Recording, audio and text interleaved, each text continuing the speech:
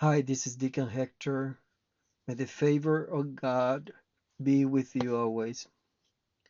This Sunday, January 4th, we celebrate the Epiphany of the Lord. Epiphany means manifestation. In the Gospel of Matthew, chapter 2, verses 1 through 12, you will have the opportunity to hear about the visit of the magi and their excitement when they saw Jesus manifested in front of their eyes.